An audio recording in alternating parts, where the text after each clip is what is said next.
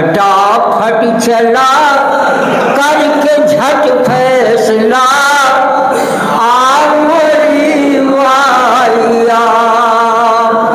सागर है बगैर इसके ये सब झूठा फसाना।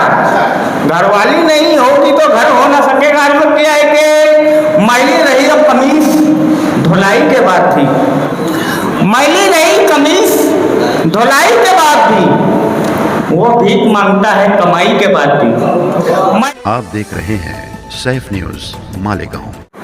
आज ये जो महफिल तंज़ो मज़ा है, ये ज़राफ़त का एक हिस्सा है कि अदब की मुख्तलिफ असनाफ है, उसमें ज़राफ़त भी, फ़न ज़राफ़त भी एक चीज़ है जिसके कई शोबे होते हैं।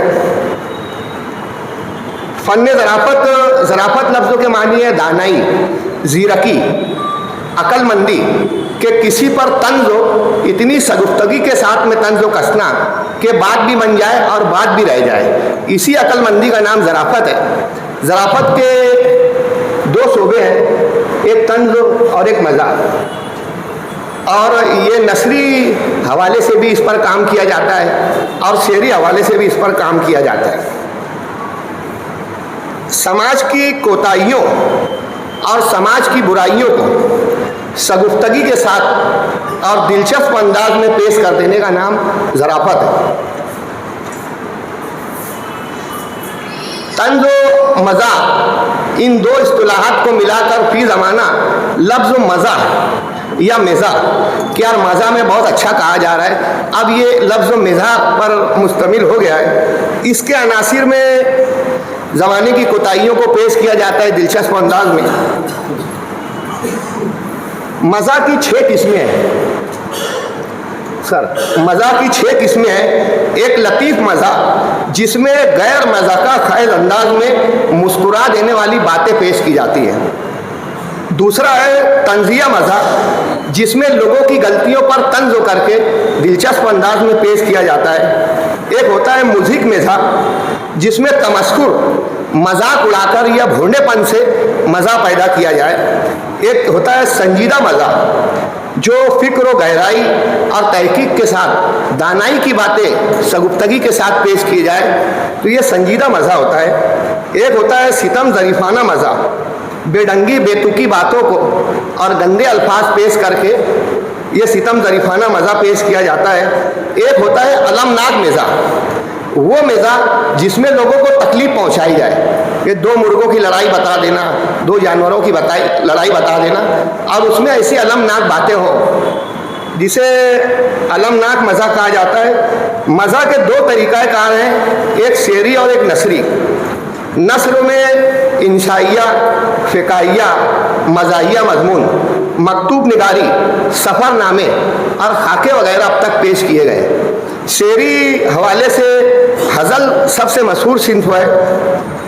मज़ाहिया नज़्म भी लिखी जाती है हमारे यहाँ, पैरोडी भी पेश की जाती है और तज़मीन भी की जाती है, यानी मतरूआ हज़ल। किसी मिसरे को लेकर मतरूआ हज़ल पेश की गई। आज महफिल तंज़ व मज़ा में तंज़ व मज़ा के जो मानी मैं समझता था वो मैंने बयान किए। दोस्तों, आज हमारी महफिल में क़िरात के लिए कारी ज़ुबैर उस्मानी साहब मौजूद हैं।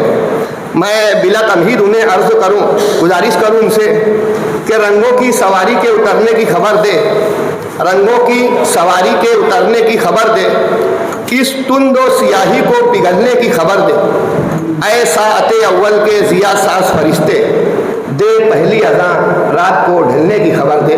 कारी ज़ुबैर उस्मानी साहब से मुल्तमिस हूँ कि क़िरात फरमा कर आज की इस तकरीब का आगाज़ फरमाएं।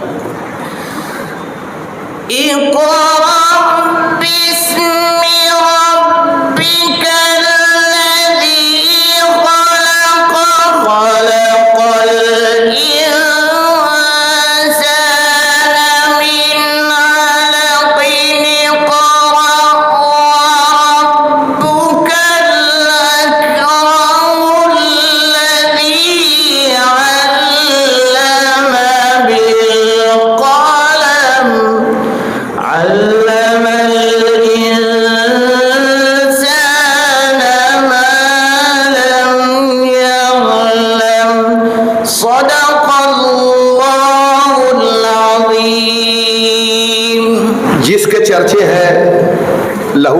नमाज के दस्तूर तक और खुदा के बाद उनके नाम की तरतीब होती है। फलक पर भी दरूद पाक की तकरीब होती है। कोई पारस नहीं उसके सिवा आदम की बस्ती में, जहालत जिसके दर को चूम कर तहजीब होती है। और सदाए कुन से मोहम्मद की रूनुमाई पर खुदाई हो गई कुर्बान मुस्तफ़ाई पर, जहाँ पहुँच के सभी अज़मतों ने दम तोड़ा, सलाम आपकी टूटी हुई चटाई पर। दोस्तों, किरात कारी ज़ुबैर उस्मान साहब ने फरमाई, सुभान अल्लाह की सदा से ये हाल गूंजता रहा। मैं शुक्रगुज़ार हूँ उनका। दोस्तों, इससे पहले मैंने तंज़ व मज़ा से मुताल्लिक़ उसकी तारीफ़ बयान की थी। एक मुख्तसर सी उसकी तारीफ़ देख लें, उसके बाद हम अकरम खान साहब के ज़रिए स्टार्टर सुनेंगे कि तंज़ व मज़ा और फ़न ज़राफ़त की इब्तिदा यूँ तो रोज़ अव्वल से रही कि इंसान हिस्से लतीफ़ का शुरू से ही दिलदादा रहा है, मगर यूनानी दौर में वहाँ की तहज़ीब, वहाँ का तमद्दुन और वहाँ की सकाफ़त ने मज़ा निगारी को, ज़राफ़त को वाज़े रंग दिया और वहीं से ज़राफ़त के वजूद का इज़हार हुआ। सन 1660 में जाफ़र ज़टली के ज़रिए इसकी इब्तिदा हुई। जाफ़र ज़टली मज़ा निगारी के बाबा आदम माने जाते हैं। उनका पहला मंजूम मजमुआ भूतनामा और कछुआनामा सन 1660 में शाये होकर बड़ी मकबूलियत हासिल करता रहा। इसके कुछ दिनों के बाद में मज़ा निगारी को वो प्रमोशन नहीं हासिल हो सका और मज़ा निगारी का वो माहौल नहीं बन सका, मगर जाफ़र ज़टली लोगों के दिलों में ज़िंदा रहे। सन 1857 गदर की जंग हुई। गदर की जंग के बाद में पूरा मुल्क अफरा तफरी के माहौल से जूझ रहा था। गम और अंधों हर घर का नसीब बन चुका था। ऐसे में लोगों में शगुफ्तगी पैदा करने के लिए बेशुमार शोरा हज़रात आगे आए। सन 1760 में 100 सालों के बाद में मिर्ज़ा रफ़ी अहमद सौदा, इन्होंने 13 तंज़िया हिजवे लिखी है और उसके बाद में उनका पहला मजमुआ शहर आशोक 1760 में शाये हुआ। उसके बाद से बाकायदा ज़राफ़त को प्रमोशन मिलता रहा और आज तक ये मज़ीद प्रमोट हो रहा है। सन 1860 में नज़ीर अहमद ने मराअतुल ऐन नामी किताब शाये की, जो नस्र में भी थी और मंजूम भी थी। 1870 में अकबर इलाहाबादी ने मगरिबी तहजीब से दिलबर्दाश्ता होकर और समाज की बेहाइयों को तंज़िया अंदाज में शगुफ्तगी के साथ में पेश किया। अकबर इलाहाबादी भी तंज़ व मज़ा के मशहूर शायर माने जाते हैं। 1877 में मुंशी सज्जाद हुसैन साहब ने अवध पंजो नाम से एक रिसाला जारी किया, जो मज़ा निगारी का सबसे पहला प्लेटफार्म माना जाता है। 1877 में मुंशी सज्जाद हुसैन के अवध पंजो रिसाले में से बेशुमार शोरा ने लिखना शुरू किया, जिसमें राजा मेहदी अली खान, मुंशी अहमद अली शोख, मिर्ज़ा मच्छू बेग, सितम ज़रीफ, मुंशी लाला प्रसाद वगैरह ने इसमें मज़ामीन लिखे, हज़लें लिखी और यहाँ से अदब में ज़राफ़त, सिन्फ़ ज़राफ़त मज़ीद वाज़े होना शुरू हुई। सन 1900 में दिलावर फिगार अहमद शाह पितरस बुखारी जिन्हें आमतौर पर टांग्स गिरे भी कहा जाता है। मज़ीद अहम नामों में कृष्णचंद, मुश्ताक अहमद यूसुफी, रशीद अहमद सिद्दीकी, डॉक्टर वज़ीर आगा, कर्नल मोहम्मद खान, शौकत थानवी, कन्हैया लाल कपूर, अनवर मसूद, हाजी लकलक, मिर्ज़ा फरहतुल्ला बेग, नज़ीर अकबराबादी, सैयद ज़मीर काज़मी, सुलेमान खतीब, पागल आदिलाबादी और पॉपुलर मीठी फी ज़माना, ये मज़ाही अदब की खिदमत कर रहे हैं। शगुफ़ा अवध पंजो के बाद में हैदराबाद जिंदा दिलाने हैदराबाद की जानिब से शगुफ़ा शुरू किया गया मुस्तफ़ा कमाल साहब की इदारत में, जिसने मज़ा को हिंदुस्तान में मज़ीद मुस्तहकम किया। आज भी शगुफ़ा बड़े तमतराक से जारी है। हिंदुस्तान भर के कलमकार उसमें लिखते हैं। बड़ी खुशी की बात है कि हर शुमारे में मालेगांव के एक शख्स की उसमें तख्लीक मौजूद होती है। अहम किताबों में, मज़ा की अहम किताबों में हम देखें तो शहर आशूब, मिरातुल उरूस, गालिब के खुतूत, पितरस के मज़ामीन, मुश्ताक यूसुफी की चराग तले, इब्न इंसा की चलते हो तो चीन को चलिए, कर्नल मोहम्मद खान की हम भी वहाँ मौजूद थे, और लंदन की एक रात शौकत थानवी ने लिखी थी। कन्हैया लाल कपूर ने तंज मज़ा पर एक किताब लिखकर ज़राफ़त में कई अहम किताबें इन लोगों ने दी। दोस्तों, ज़रीफ़ाना अदब फी ज़माना मालेगांव के सिवा खाल ही शहरों में दिखता है। जिंदा दिलान की ये कोशिश कारआमद और कारगर साबित हो रही है कि दिन ब दिन यहाँ सामाइन की तादाद में इजाफा भी हो रहा है और नए लिखने वाले भी पैदा हो रहे हैं, नए लोग भी मुतारिफ हो रहे हैं। मैं जिंदा दिलान मालेगांव विस्कस लाइब्रेरी ट्रस्ट को इस अमर पर मुबारकबाद पेश करता हूँ। इस महफिल में स्टार्टर सबसे पहले पेश किया जाता है। ये इन लोगों की रस्म है, 10:10 और सबसे पहले स्टार्टर। अकरम खान साहब को मैं आवाज़ दूंगा कि 8-10 की आँख फूटी, 8-10 का सर खुला, 8-10 की आँख फूटी, 8-10 का सर खुला, लो खतीबे शहर की तकरीर का जौहर खुला। और तुम तो ऐसे उदास बैठे हो जैसे बीवी के पास बैठे हो। अकरम खान साहब से गुजारिश करूंगा कि स्टार्टर पेश करें। चूँकि मालेगांव की फिल्मी दुनिया का एक बंदा हूँ, तो हमारी फिल्मी दुनिया में बहुत सारे ऐसे किस्से हो जाते हैं नेचुरली। हम लोग मालेगांव का चिंटू की शूटिंग के लिए हम लोग गए थे पूना, कहाँ पे, महाबलेश्वर, पंचगनी गए थे। तो शूटिंग के बाद अक्सर हम लोग रात में जब पैकअप होता था तो खाना वाना खा के ऊपर टेरिस पे जिसको सिगरेट वगरेट पीना था उसके लिए हम लोग जाते थे। कीटू जो हमारा चिंटू था वो, मैं, फ़रोक मरहूम फ़रोक जाफरी थे, मैं था, कीटू था और हमारे रणदीप सर, मतलब जो उसके प्रोड्यूसर थी हमारी दीप्ति भटनागर, उसके हस्बैंड, वो भी थे हमारे साथ। हम लोग सिगरेट वगरेट पी रहे थे। तो हमारा एक दोस्त है मालेगांव में, असलम चंद्रा, उसको चंद्रा का खिताब फ़रोक जाफरी ने दिया है। फ़रोक ने बहुत सारों को खिताब दिया है यहाँ पे।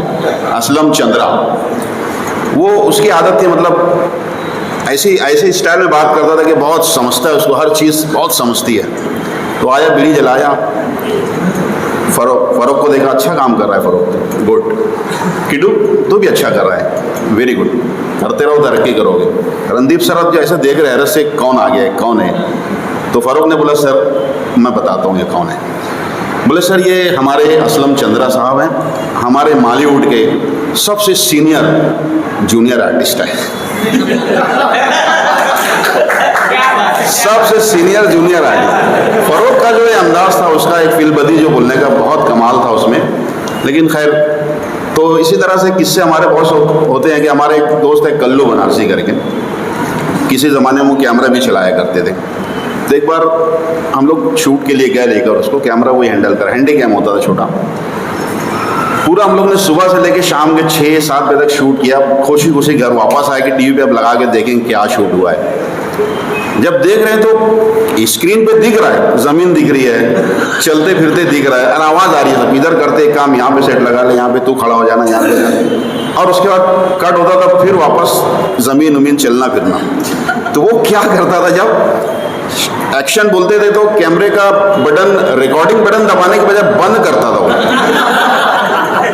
एक्शन बोले बटन बंद हो गया, बस हाँ चालू, सब एक्शन कर रहे कट, कैमरा चालू।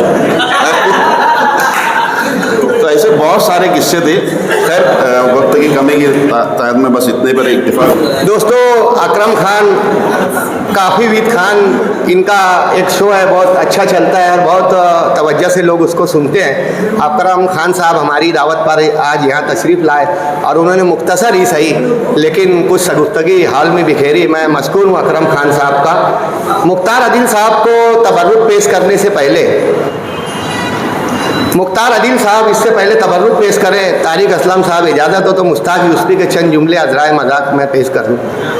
मुश्ताक यूसुफ़ी साहब के कुछ जुमले हैं, मोहम्मद रज़ा सर के, बी पड़ोसन के खदो खाल कुछ ऐसे थे कि मोहतरमा भरी बारिश में अगर बाहर खड़ी हो जाए तो क्या मजाल के पैर के पंजे भीग जाएं। हर आदमी इतना बुरा नहीं होता जितना उसको उसकी बीवी समझती है, और हर आदमी इतना अच्छा नहीं होता जितना उसको उसकी माँ समझती है।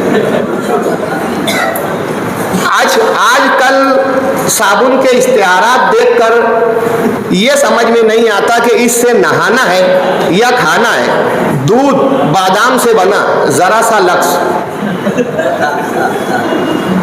शक्कर शुगर की बीमारी इतनी बढ़ती जा रही है कि लोगों ने मीठा खाना पीना तो क्या, मीठा बोलना भी छोड़ दिया है।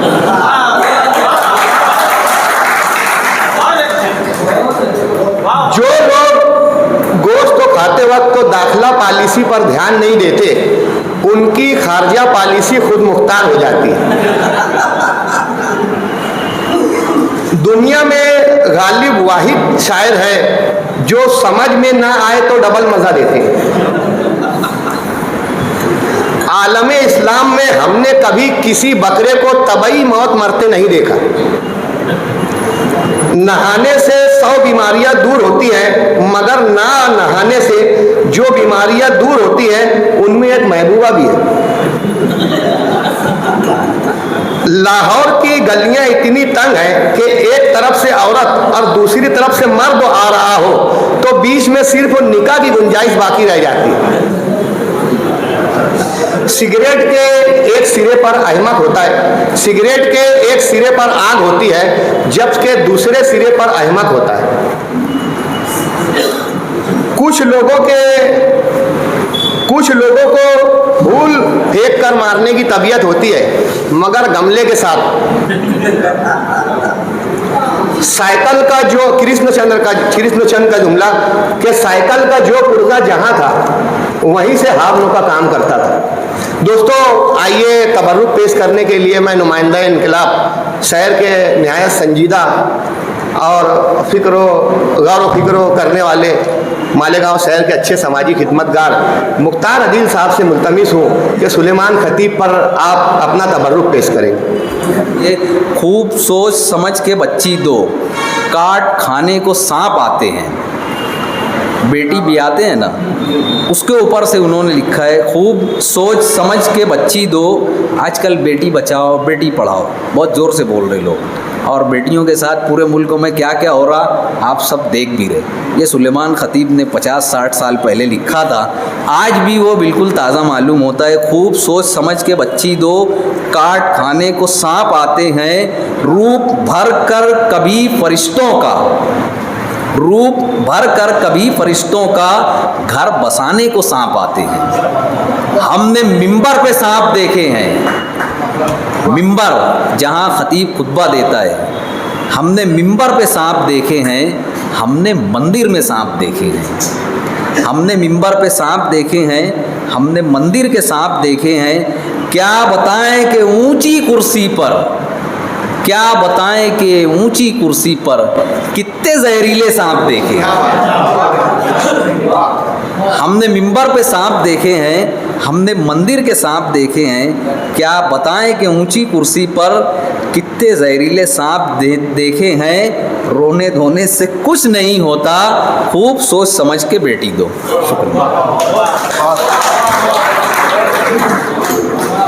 उसकी अंखियां में एक खुल्ला है, रंग डामर से थोड़ा खुल्ला है। सुलेमान खतीब साहब का केवड़े का बंद याद आ गया। मुख्तार अदील साहब ने उन पर अच्छा तजिया पेश किया और अच्छा इक़्तिबास मुंतखब उन्होंने पेश किया। मुबारकबाद पेश करता मुख्तार अदील साहब को और मशकूर भी उनका। दोस्तों, आज हज़ल के दौर में 2 शोरा को हज़ल के लिए यहाँ मदऊ किया गया था। एक धूलिया से इब्राहिम सागर साहब हैं और मज़ाहिया नज़्म के लिए कौना मस्क शायर अनीस मैयर साहब यहाँ पर मदऊ हैं। अंगूर केले सेब अनन्नास लाई माँ, अंगूर केले सेब अनन्नास लाई माँ, ये सोच करके बेटा मेरा फल ही खाएगा। बेटे ने जब ना खाए तो सवर से बोली माँ, ये आप पर गया है चप्पल ही खाएगा। निकले तो उसे भाप समझ लेते हैं, नेक कामों को मेरे बाप समझ लेते हैं, और इतनी मिलती है मेरे अब्बा से सूरत मेरी, लोग मुझको ही मेरा बाप समझ लेते हैं। कल शाम किसी बज़्म में जूते जो खो गए, हमने कहा बताइए घर कैसे जाएंगे। कहने लगे कि शेर सुनाते रहो मियाँ, गिनते नहीं बनेंगे अभी इतने आएंगे। इब्राहिम सागर साहब से मिलते हैं। सबसे पहले मैं मंसूर अकबर साहब का शुक्रगुजार हूँ कि आपने मुझे यहाँ याद किया, और साथ ही साथ तवज्जो चाहता हूँ आसिफ खुबानी साहब और अकरम खान साहब की खुसूसी तवज्जो चाहता हूँ। अर्ज़ किया है कि अपनी दुनिया समझ रहे हैं कुएं की गोलाई को, अपनी दुनिया समझ रहे हैं गोलाई को, कुएं के मेंढक क्या जानेंगे सागर की गहराई को। अपनी दुनिया समझ रहे हैं कुएं की गोलाई को, कुएं के मेंढक क्या जानेंगे सागर की गहराई को। अपने मुन्ने झेल रहे हैं रोजाना रुसवाई को। अपनी दुनिया समझ रहे हैं कुएं की गोलाई को, कुएं के मेंढक क्या जानेंगे सागर के गहराई को। अपने मुन्ने झेल रहे हैं रोजाना रुसवाई को, अपने मुन्ने झेल रहे हैं रोजाना रुसवाई को। आधी रात को फोन लगाया उन्होंने मुन्नी बाई को, थोबड़ा इसका देख के यारों मुझको ऐसा लगता है, थोबड़ा इसका देख के यारों मुझको ऐसा लगता है, चप्पल से मारा हो जैसे आज किसी ने भाई को। आज एक मतला हुआ था समाज फरमाए, सफर में हम सफर के दिन सफर अच्छा नहीं लगता, सफर में हम सफर के दिन सफर अच्छा नहीं लगता, मौनक के बिना कोई भी नर अच्छा नहीं लगता। अर्ज किया है कि आबाद मेरे दिल का नगर हो ना सकेगा, आबाद मेरे दिल का नगर हो ना सकेगा, बिन तेरे सनम मेरा गुजर हो ना सकेगा। आबाद मेरे दिल का नगर हो ना सकेगा, बिन तेरे सनम मेरा गुजर हो ना सकेगा। उस रास्ते पे उसने बनाया है घर अपना, उस रास्ते पे उसने बनाया है घर अपना, जिस रास्ते से मेरा गुजर हो ना सकेगा। और सागर है बगैर इसके ये सब झूठा पसारा, सागर है बगैर इसके ये सब झूठा पसारा, घरवाली नहीं होगी तो घर हो ना सकेगा। सागर है बगैर इसके ये सब झूठा पसारा, घरवाली नहीं होगी तो घर हो ना सकेगा। अर्ज किया है कि मैली रही अब कमीज धुलाई के बाद थी, मैली रही कमीज धुलाई के बाद भी वो भीख मांगता है कमाई के बाद भी, मैली रही कमीज धुलाई के बाद भी वो भीख मांगता है कमाई के बाद भी। रिश्वत का बोलबाला है हिंदुस्तान में, रिश्वत का बोलबाला है हिंदुस्तान में, मिलती नहीं है जॉब पढ़ाई के बाद भी। और वो रियाज हेमो साहब पहले हैं, उनको मेरा ये शेर बहुत पसंद है, समाज फरमाए कि मेरी गली में एक पड़ोसन नागन इच्छाधारी है, मेरे गली में एक पड़ोसन नागन इच्छाधारी है, उसकी सपेरे और नेवले से अच्छी खासी यादी है। मेरी गली में एक पड़ोसन नागन इच्छाधारी है, उसकी सपेरे और नेवले से अच्छी खासी यारी है। चाहे गजल के शेर कहो तुम, चाहे अगल के शेर कहो, चाहे गजल के शेर कहो तुम, चाहे अगल के शेर कहो, इसमें भी झकमारी है और उसमें भी झकमारी है। मेरी गली में एक पड़ोसन नागन इच्छाधारी है, उसकी सपेरे और नेवले से अच्छी खासी यारी है। चाहे गजल के शेर कहो तुम, चाहे अगल के शेर कहो, इसमें भी झकमारी है और उसमें भी झकमारी है। एक गजल को दो दो शायर बारी बारी पढ़ते हैं, एक गजल को दो दो शायर बारी बारी पढ़ते हैं। मुझको पहले ये बताओ किसने किसकी मारी है। बहुत बहुत शुक्रिया। हमारा क्या हमारी तो गमे दौरा ने मारी है, हमारा क्या हमारी तो गमे दौरा ने मारी है, सितारों तुम तो सो जाओ तुम्हारी किसने मारी है। दोस्तों, एक चादर में चार सोते हैं, मुफलिसी के शिकार सोते हैं, पांचवा ना कोई खींच ले, सब के सब होशियार सोते हैं। इब्राहिम सागर साहब को मुबारकबाद पेश करता हूँ। डॉक्टर इत्साम साहब से गुजारिश करूँगा कि आ जाएंगे स्टेज पर। दोस्तों, इब्राहिम सागर साहब के बाद अनीस नैयर साहब हमारे दरमियान में मौजूद हैं कि सबको ताज़ा दम रखने में मेरा जितना हिस्सा है, 2-4 दिनों की बात नहीं, ये निस्फ सदी का किस्सा है। और पैर बूढ़े पेड़ के ज़ेरे ज़मीं बढ़ते रहे ताकि पत्तों पर नमूदे ज़िंदगी बाकी रहे। अनीस नैयर साहब पिराना साली के बावजूद आज हम लोगों की दावत पर यहाँ तशरीफ़ फरमा है। माँ जिंदा दिलान मालेगांव और इसकस library Malegaon arts and cultural association की जानिब से मशकूर हूँ उनका। अनीस नैयर साहब को हम बचपन से सुन रहे हैं और उनको सुनते सुनते आज इस उम्र में पहुँचे हैं। अनीस भैया का एक पैटर्न है कि वो मादरी ज़बान को लेकर अपनी बातें रखते हैं। उनके बेशतर कलाम मादरी ज़बान में मिलेंगे।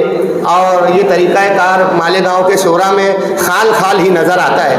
अनीस नैयर साहब को आवाज़ दूँ मैं इन मिसरों के साथ के ताना नाचे बाना नाचे सूद पुराना हो, ताना नाचे बाना नाचे नाचे सूद पुराना हो, मैं चरखे पे लूम पे तुम ना अपनी जान खपाना हो, तुम याकूत हो मोरे साजन मैं रज़िया सुल्ताना हो, और जब से निगोड़ा मंदा अपने गांव में ही मंडलावत है, मोरी भरैया छोड़ो तुम्हारा काम भी अब का होवत है, काश तुम रहतो टीचर या कोई मौलाना हो। ताना नाचे बाना नाचे नाचे सूद पुराना हो, मैं चरखे पे लूम पे तुम ना अपनी जान खपाना हो, तुम याकूत हो मोरे साजन मैं रज़िया सुल्ताना हो, जब से निगोड़ा मंदा अपने गांव में ही मंडलावत है, मोरी भरैया छोड़ो तुम्हारा काम भी अब का होवत है, काश तुम रहतो टीचर या कोई मौलाना हो। और अपना सेटवा स्कूटर पे औरतिया के घुमावत है, होटल डोली जाके सोडा थम्सअप रोज पिलावत है, मोरे साजन कम से कम तुम पैदल गिरना घुमाना हो। अनीस नैयर साहब से मुल्तमिस हो दोस्तों, भरपूर तालियों उनका इस्तेमाल करें। अनीस नैयर साहब से हम लोगों ने गुजारिश की थी कि इनकी एक मशहूर नज़्म थी, इन्होंने जा मोरी बाई जा के नाम से एक बेटी की रुखसती लिखी थी, और शहर की 70% शादियों में यही कैसेट बजा करती थी और भैया पढ़ा भी करते थे, जा मोरी बाई जा। वो इस कदर मकबूल हुई कि इन्होंने उसके जवाब में आ मोरी बाई आ लिखा, जो बहुत कम लोग सुन सके, लेकिन जितनों ने भी सुना है आ मोरी बाई आ, तो बहुत मशहूर इनकी मज़ाहिया नज़्म है। और एक अच्छी बेहतरीन नज़्म की हम लोगों ने फरमाइश की थी कि मालेगांव शहर के जो घरेलू हालात होते हैं, इसके पस मंज़र में उन्होंने कहा था कि तोरे घर की मोरे घर की भैया यही कहानी है। तो मैं अनीस नैयर साहब से गुजारिश करूंगा कि तोरे घर की मोरे घर की और आ मोरी बाई आई पेश करेंगे। बहुत इल्तिमास, बहुत मुल्तमिस होंगे। अब एक बात आप बताएं मुझे, जब सुलेमान खतीब दफनी ज़बान में लिख सकती हैं, तो क्या मैं जो ज़बान बोलता हूँ उसमें नहीं लिख सकता?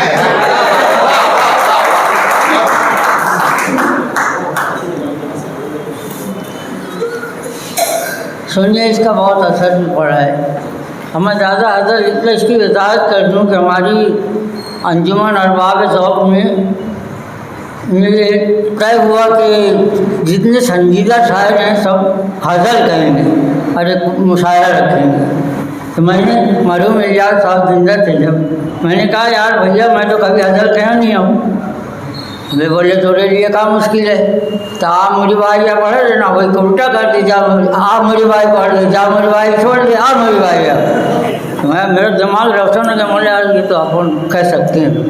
तो जब सुनो, मैं कोई असर नहीं लेना मेहरबानी करके। सासी से लड़ झगड़ क्या बात, थोड़ी के वो कसर आमरी बाइया, दब के रहना नहीं, जुल्म सहना नहीं, आमरी बाइया, तै समझदारी है कोई बची नहीं, इतनी ज्यादा सिधाई भी अच्छी नहीं, तय समझदारी है कोई बची नहीं,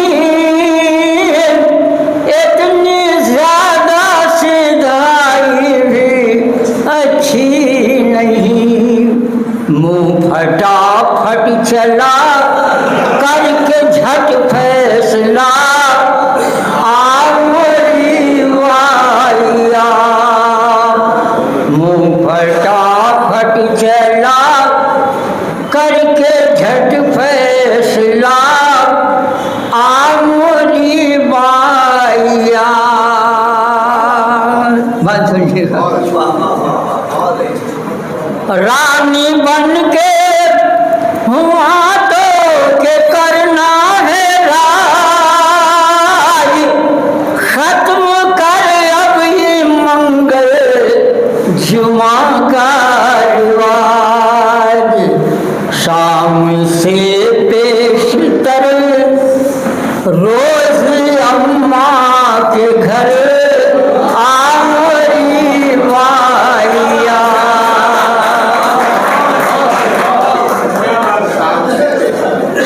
हमसे बेशितर रोज अम्मा के घर आमोरी बाइया रोब शौहर पे अच्छी तरह से जमा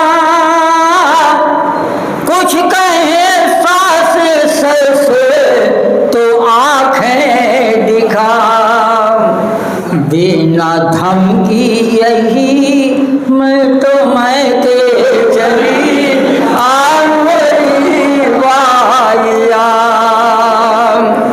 बिना धमकी यही मैं तो मैं के चली आमरी बाइया। बात सुनिएगा। अब जो देवे जेठानी अगर गालियाँ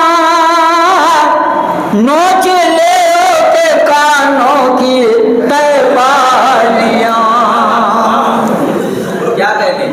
अब जो देवे जेठानी अगर गालियाँ नोच ले के कानों की तैबालियाँ उसे कहना यही माँ है जिंदा अभी आमरी बाइया उसे कहना यही माँ है जिंदा अभी आमरी बाइया। हाँ देखिएगा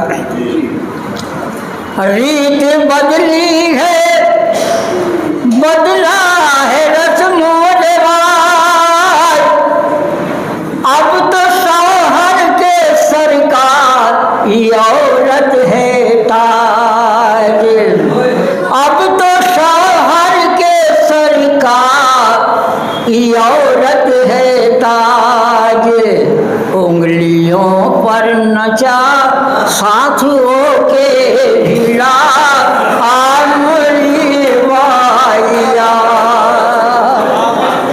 उंगलियों पर नचा साथियों के ढीला आमरी बाइया। देखिए कैसे कैसे शिकार ये माँ समाप्त करें। उनकी पेटी में रखे हुए जेवरात पर्स में भर के ले आना तय अपने साथ रात सो जाए जब बेटी वो सब के सब आमरी बाइया रात सो जाए जब बेटी वो सब के सब आमरी बाइया मानते बात मोदी तो ऐसा करूं खाओ पी का मैं कोर्ट में दावा करूं कर दूं लाडली उनकी खटिया खड़ी आमोरी बाइया कर दूं लाडली उनकी खटिया खड़ी आमोरी बाइया हो गवाह है अनसुआ भी अब तो वकील ओके दरबार में हम करेंगे अपील उनका सारा भरम तोड़ डालेंगे हम आमोरी बाइया।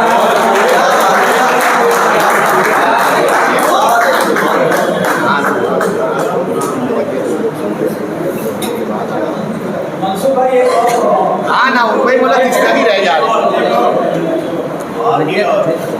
ये जो नज्म थी हमारे यहाँ अक्सर अक्सर माएँ अपनी बेटियों को बजाय सुधारने के इस तरीके की बातें से निगेटिविटी पैदा करती हैं। यही वजह है कि मालेगांव शहर में 400 ढेलों के बेशुमार वाक़यात होते हैं। भैया ने उस पर अच्छा तंज किया है, मगर भैया की एक अच्छी नज़्म और भी थी जो मियाँ बीवी के झगड़े को लेकर के थी। मैं भैया से गुजारिश करूँगा कि आज वो नज़्म भी पेश करेंगे। तोरे घर की मोरे घर की भैया यही कहानी।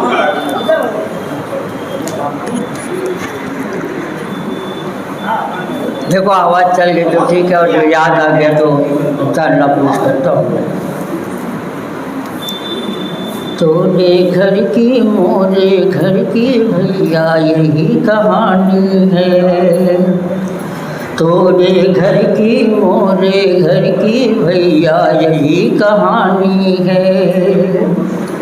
काहो पैसा दे के जइयो नहीं घरा में है लकड़ी। दाल का पैसा भी दे दियो शाम के पक दिए खिचड़ी। बेगम की बतिया सुन के बोलन ललवा के अब्बा, तय तो ऐसे मांगे जैसे झाड़ लगा है पैसे का। देख रही है खिसवा खाली सूरत या मुरझानी है। तोरे घर की मोरे घर की भैया यही कहानी है। साला अपनी जेब का खर्चा वो भी घर में लगाऊं मैं। ऐसे ओसे मांग के बीड़ी अपना टाइम ढकाऊं मैं। बुध का दिन कड़की का दिन है, कहाँ से आइए रे पैसा। जुमा तलक मुनवा की अम्मा मुँह पे रख लेते बट्टा। मियाँ की झिड़की सुन के बेगम जोश फिर बुलानी है। तोरे घर की मोरे घर की भैया यही कहानी है। स्त्रिया का पहन के कपड़ा ठाठ से घूम जाओ तुम। साथ में दुश्मन के होटल में दूध मलाई खाओ तुम। उल्टी सीधी करके बतिया काहे करत है रे झगड़ा। तोरे बदन पर भी तो चमके झिलमिल भी मल का कपड़ा। मोरी खमसिया बांग्लादेशी ओढ़नी तोरी जावानी है।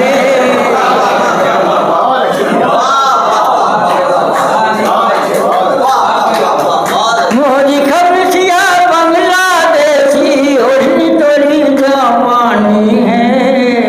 तोरे घर की मोरे घर की भैया यही कहानी है। जल के बोली घर का जल के बोली घर का सारा बर्तन बेच के खाए हो। ये ललवा के अब्बा काहे मूडी जान जलाए हो। तुमरे लड़कन बच्चन ले लो दे दो मौके अब छुट्टी। ऐसा घर भी घर है कोई मिले न सुख से दो रोटी। तुमसे शादी करके मोरी मट्टी भरी जवानी है। तोरे घर की मोरे घर की भैया यही कहानी है। नाक की बिरिया कान का बाला पाँव की पट्टी तक बेचो। मोटे दहेज का हंडा कलसी लोटा थाली तक बेचो। सब कुछ बेचो ठीक है बेगम का मैं अकेले खाए हूँ। बेच के बर्तन की लड़कन के आगे रोटी लाए हूँ।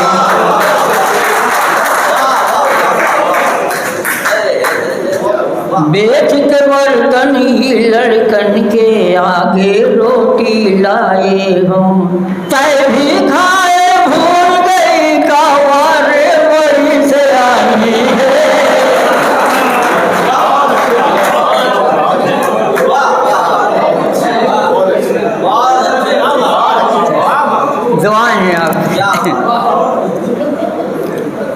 नाक की बिड़िया कान का बाला पाँव की पट्टी तक बेचो, मोर दहेज का हंडा कलसी लोटा थाली तक बेचो, सब कुछ बेचो ठीक है बेगम का मैं अकेले खाए हूँ, बेच के बर्तन ही लड़कन के आगे रोटी लाए हूँ, तय भी खाए भूल गई का बारे बड़ी से आनी है, तोरे घर की मोरे घर की भैया यही कहानी है।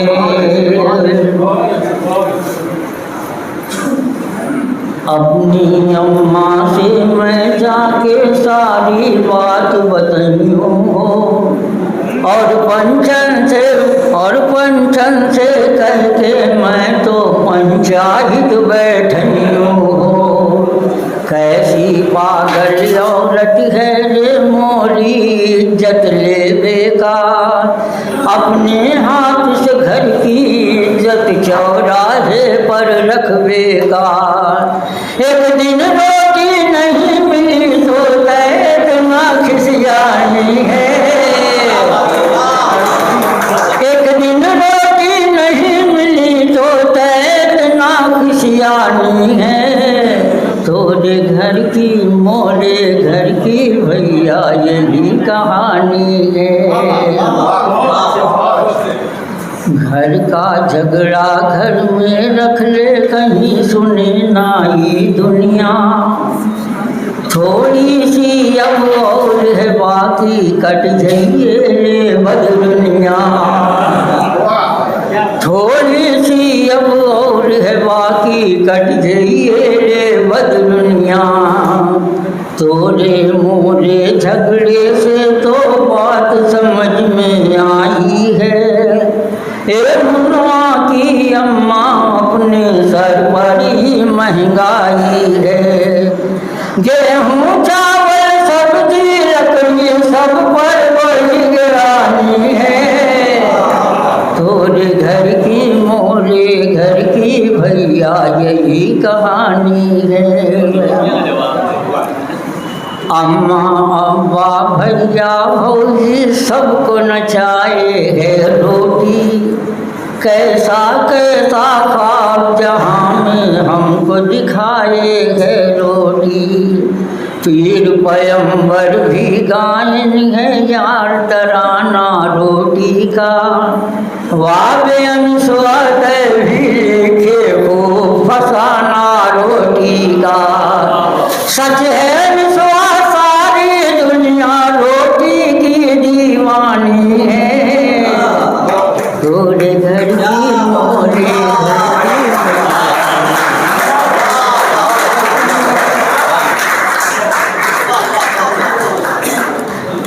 आंखों के आंसुओं से तबस्सुम टपक पड़े, होठों की खामोशी से तकल्लुम टपक पड़े, और शायर वो जादूगर है जो लिखकर कोई गजल कागज निचोड़ दे तो तरन्नुम टपक पड़े। दोस्तों अनीस नैयर साहब के लिए एक मरतबा जोरदार तालियां। कि मिर्ज़ा गालिब ने एक शख्स को अपने घर मेहमान बुलवाया, जब वो मेहमान गालिब साहब के यहाँ पर आए तो 3-4 घंटे तक गालिब साहब घर पर नहीं आ सके, और झुंझला कर वो जो मेहमान थे वो चले गए, और जाते हुए उन्होंने गालिब साहब के दरवाजे पर लिख दिया गधा। दूसरे रोज जब गालिब साहब से उनकी मुलाकात हुई तो उस मेहमान ने शिकायत की कि मैं आपके घर पर आया था और काफ़ी देर तक बैठा, आप नहीं थे, इसलिए मैं वहाँ से चला गया। गालिब साहब ने कहा कि हाँ मैं जानता हूँ, आपकी दस्तखत मैंने दरवाजे पर देखी। गालिब साहब से किसी ने पूछा कि मेरा कलम या मेरी कलम, इन दोनों में से क्या सही है? गालिब साहब ने जवाब दिया कि कलम अगर औरत के हाथ में हो तो मेरी कलम, और अगर मर्द के हाथ में हो तो मेरा कलम। सवाल करने वाले ने दूसरा सवाल दागा कि जूती सही है या जूता? तो एक शख्स ने कहा कि गालिब साहब अभी यही कहेंगे कि औरत पहने तो जूती, मर्द पहने तो जूता। गालिब साहब ने बर्जस्ता कहा, बोले नहीं, जोर से पड़े तो जूता और धीरे पड़े तो जूती। फैजुल हसन साहब दिल्ली गालिब साहब के मेहमान हुए।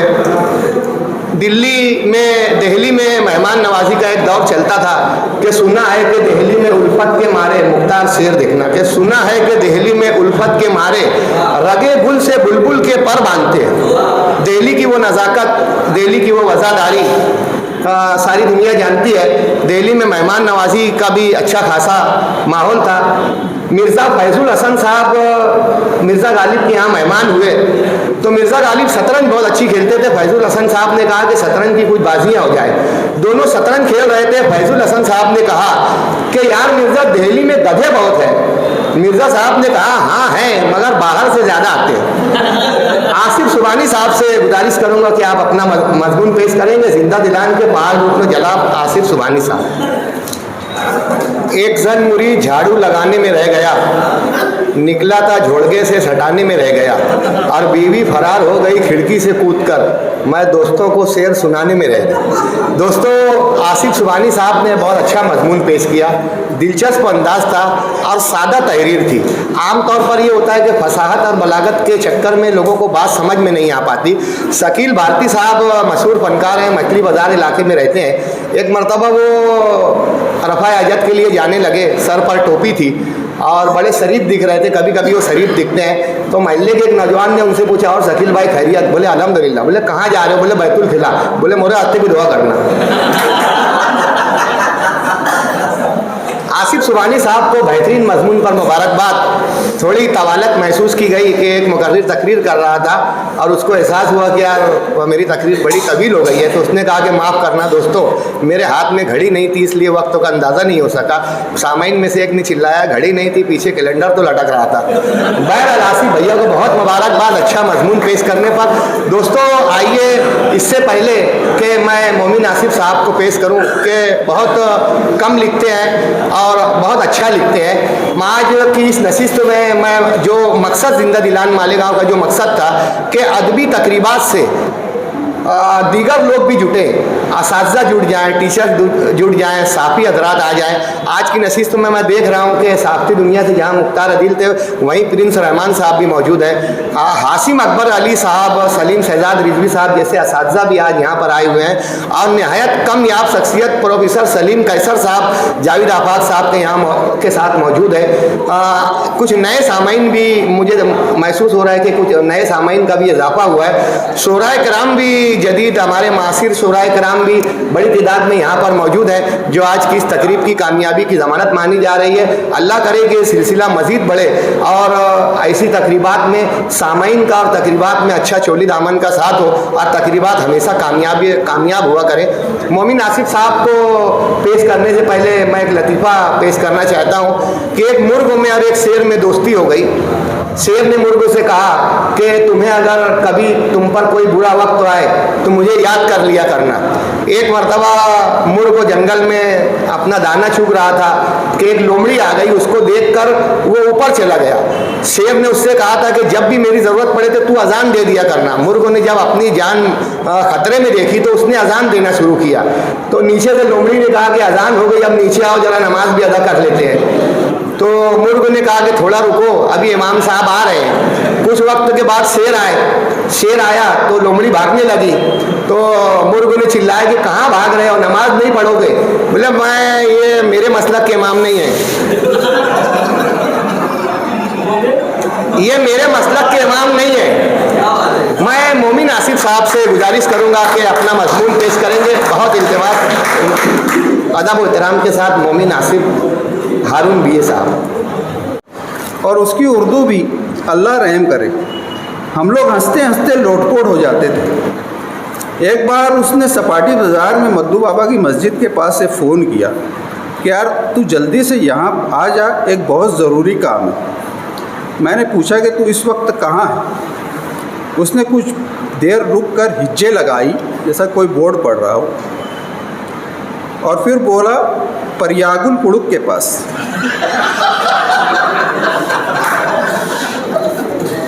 मद्दू बाबा मस्जिद के पास ये दुकान है। क्योंकि मैं उसकी उर्दू को अच्छी तरह जानता था इसलिए मैं मद्दू बाबा की मस्जिद पहुंच गया। और जब मैंने उस दुकान का बोर्ड पढ़ा तो उस पर लिखा था प्रयाग इलेक्ट्रिक। इसी तरह एक मर्तबा हम लोग हमजा आलीशान में खाना खाने के लिए गए। जब ऑर्डर लेने के लिए वेटर आया तो उसने बोला कि ये लोटका ले आ। वेटर हैरान कि ये क्या भला है। बोला साहब ये कौन सा आइटम। मेरा दोस्त बोला बाहर बोर्ड पर तो लिखा हुआ है। हम लोगों ने बाहर निकल कर जब बोर्ड पढ़ा तो उस पर लिखा हुआ था येलो टिक्का। खैर इस तरह के काफ़ी किस्से मेरे दोस्त के हैं,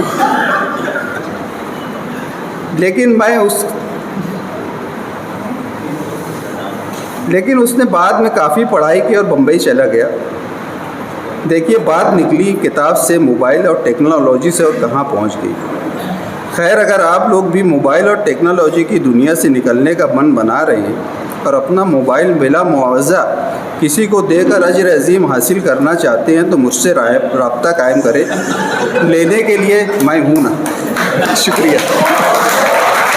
जुमला शोराए कराम से गुजारिश है कि इस इम्तिहान से गुजरने के लिए ज़हनी तौर पर तैयार हो जाए।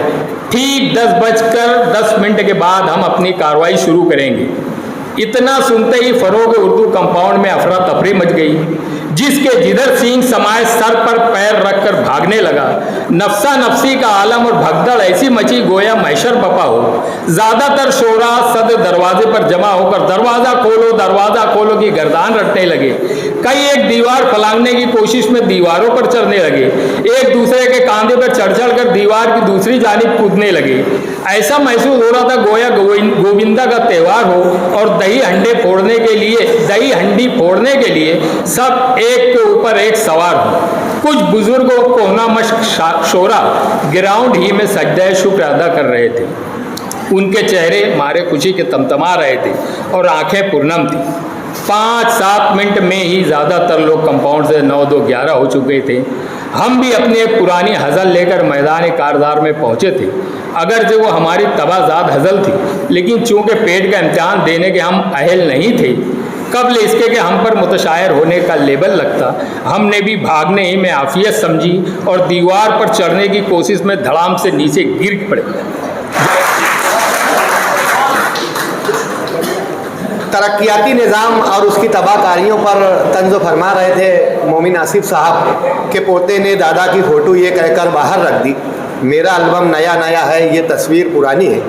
दोस्तों अब इससे पहले कि खुतबा सदारत के लिए मोहम्मद रज़ा सर को मैं पेश करूं, इस एक मुख्तसर से शेर से मैं उन्हें आवाज़ दूंगा कि बंद रखते हैं ज़ुबान मुँह नहीं खोला करते, बंद रखते हैं ज़ुबान मुँह नहीं खोला करते, चांद के सामने तारे नहीं बोला करते। खुतबा सदारत के लिए मोहम्मद रज़ा सर से मुल्तमिस।